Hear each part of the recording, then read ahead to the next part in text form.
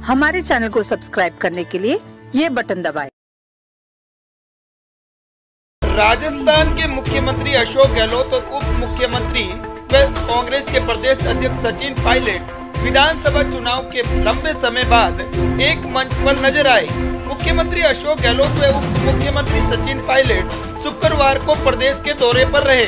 वे बीकानेर में धन्यवाद सभा को संबोधित करने के बाद वहां से सीधे जोधपुर जिले के पिपाड़ शहर पहुंचे।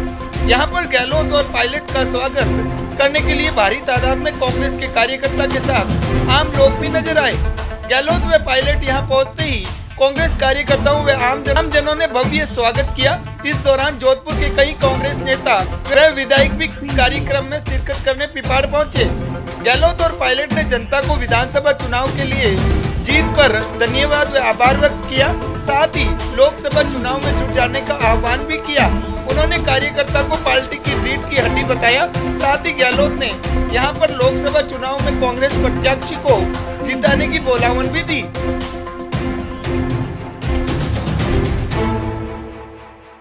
किसान अभी तक आत्महत्या कर रहा है। आपने फसल दुगनी करने का वादा किया था तो कहते हैं सब लोग देशद्रोही हैं। भाजपा विरोधी होना राष्ट्र विरोधी होना हो गया।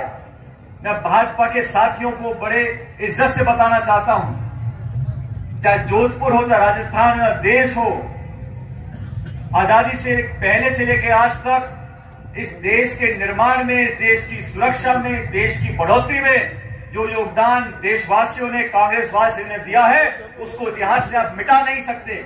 आप लंबे लंबे भाषण देकर लोगों को भ्रमित नहीं कर सकते। आज आपको जवाब देना पड़ेगा कि पेट्रोल डीजल जो दुनिया भर में सस्ता हो रहा है, हमारे देश प्रदेश में आज भी 70, 75, 80 रुपए लीटर बिक रहा है। आपको जवाब देना पड़ेगा कि नोटबंदी करने के बाद आपने कितने लोगों की दुकानें उजाड़ दी। कठोर सवालों का जवाब देने से बचने के लिए तमाम भावनात्मक मुद्दों को भाजपा सामने लेकर आती है। कांग्रेस पार्टी पर आरोप लगाना बंद करें। मनमोहन सिंह जी की सरकार के कार्यकाल के 10 साल में 14 करोड़ लोगों को गरीबी रेखा से ऊपर उठाकर लाए थे। और मुझे बड़े दुख के साथ कहना पड़ता है कि पिछले 48 सालों में इस राजस्थान और देश के अंदर इतनी बेरोजगारी नहीं हुई जितनी इस साल है, इस समय है। 48 साल में सबसे ज्यादा बेरोजगारी देश में कभी थी तो आज भाजपा के शासन में है। आज मोदी साहब को और अमित शाह जी को जवाब देना पड़ेगा। 5 साल में सरकार वसुंधरा जी की रही, मोदी जी कभी नहीं आए। मध्य प्रदेश गए, गुजरात गए, हरियाणा गए, त्रिपुरा गए, कई जगह, लेकिन राजस्थान नहीं गए। आपस में तनाव रहा, राजस्थान को नुकसान हुआ। अब जब सरकार कांग्रेस पार्टी की बन गई है तो यहाँ कभी चूरू आ रहे हैं, कभी टोंक आ रहे हैं, कभी भाषण दे रहे हैं, लंबे लंबे वादे कर रहे हैं। आपको पूरा मौका जनता ने दिया था केंद्र की सरकार ने, लेकिन 7 करोड़ राजस्थान के लोगों की भलाई भाजपा ने जानबूझकर नहीं करी क्योंकि राजनीतिक द्वेषता था।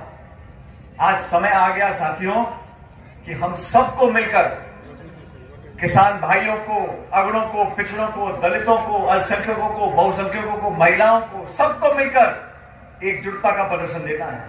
जनता को देना चाहता हूं, आप लोगों को देना चाहता हूं, धन्यवाद करना चाहता हूं। आज समय एकजुटता का है। आज चुनाव सिर्फ कांग्रेस को सत्ता में लाने का चुनाव नहीं है। आज चुनाव इस देश में जो संस्थाओं को खोखला करने का काम प्रधानमंत्री जी कर रहे हैं। 70 सालों से खून पसीना बहा के हमारे लोकतंत्र ने जिन मंदिरों को खड़ा किया, जिन संस्थाओं को खड़ा किया, उन संस्थाओं को जानबूझकर ध्वस्त करने का काम केंद्र की सरकार कर रही है।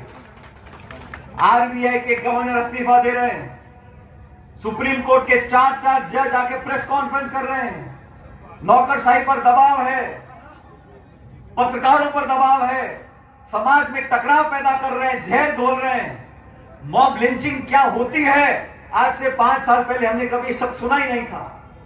जो नफरत और कड़वाहट पैदा करी है उसको खत्म करने के लिए, देश की संस्थाओं को बचाने के, लोकतंत्र को बचाने के लिए, अरे सरकारें आई और चली जाएंगी, नेता पैदा हुए मिट जाएंगे, लेकिन 70 साल पहले इस देश में जो लोकतंत्र की नींव रखी थी उसको बचाने की जिम्मेदारी आज हम सब लोगों की है।